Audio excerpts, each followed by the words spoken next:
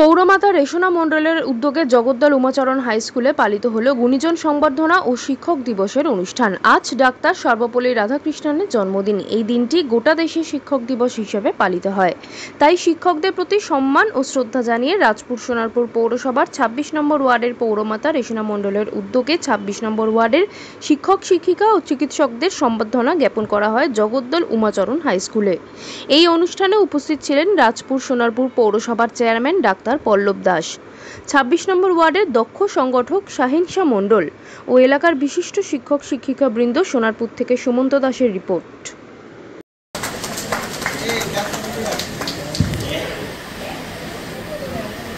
আমরা আমাদের মাঝে আমাদের এই শিক্ষক দিবসে মঞ্চে উপস্থিত হয়েছে আমাদের অনেক কিছুর গুরু। উনি হয়তো স্কুলের মাধ্যমে শিক্ষা দেননি, কিন্তু আমাদের জীবনে চলার পথে অনেক শিক্ষা উনি দিয়েছে। আর কি একে অপরের মধ্যে বন্ডিংটা খুব ভালো করে করি। যে ধরুন ডাক্তার এবং পৌরমাতা রেশনা মণ্ডল,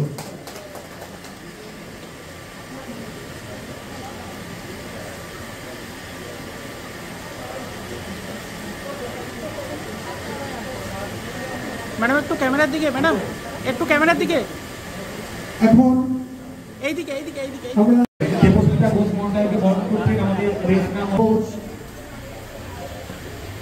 রঘুদেবপুর এলোকেশি ওইকাম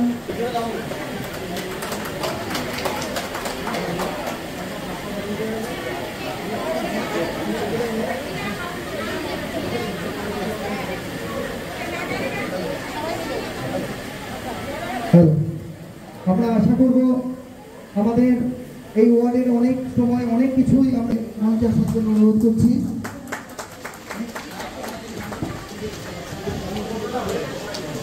মহাশয় ইতিহাসের লেখক এবং শিক্ষক, নরেন্দ্রপুর রামকৃষ্ণ মিশন বিদ্যালয়ের শিক্ষক, নরেন্দ্রপুর রামকৃষ্ণ মিশনের শিক্ষক। গান গাইনি, আজকে অনুরোধ করে একটা গান গাওয়ার জন্য। আমরা আমাদের অনুষ্ঠানে প্রায় শেষ ভাবে চলেছি। আমি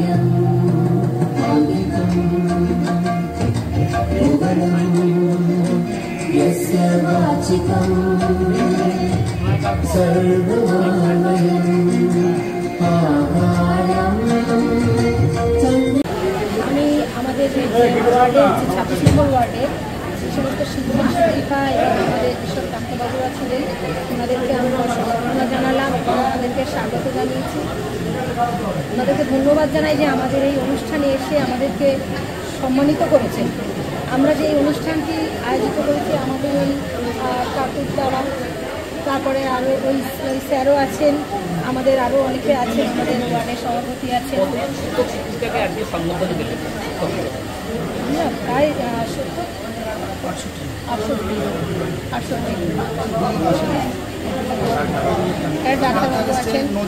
প্রথাগত যেমন বিদ্যা রয়েছে পড়াশোনা, তার সঙ্গে সঙ্গে যাতে মূল্যবোধটা ছাত্রছাত্রীদের মধ্যে দেওয়া যায়, বা আমরা যত সমস্যার মধ্যেই পড়ি না কেন আমাদের কাজ আমরা এগিয়ে যাবো। আমরা সমাজের সমস্ত ছাত্রদের যাতে কোন দিকে তাদের কী পরিস্থিতি হয়, কী অসুবিধা হয় সেগুলো আমরা দেখব।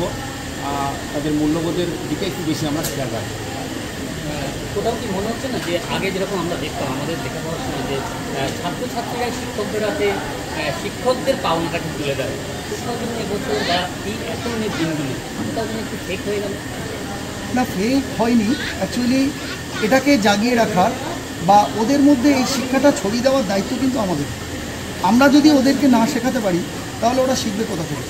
সেই কারণেই আমরা এমন কিছু করলাম যাতে আমাদের দেখে পরবর্তী প্রজন্ম শেখে যে এইভাবে কিছু করলে গুণীজনদের শ্রদ্ধা করা যায়। শিক্ষক যারা শিক্ষা দিয়েছে তাদেরকে আমরা শ্রদ্ধা সম্মান করতে পারি, ভবিষ্যতে সমাজের ধারকবাহক আরও সুদৃঢ় মজবুত হতে পারে, তাহলেই সমাজ আরও ভালো পথে এগিয়ে যাবে।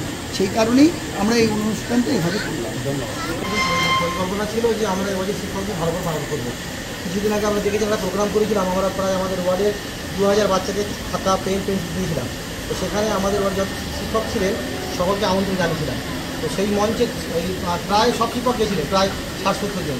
তো সেই মঞ্চে আমরা কথা দিয়েছিলাম যে শিক্ষক দিবস পালন করবো। তো সেই হিসাবে আমরা পালন করলাম। সাথে আমরা একটা জিনিস অ্যাড করলাম, আমার যত ডাক্তার ছিল সকলকে আমাকে জানিয়েছিলাম।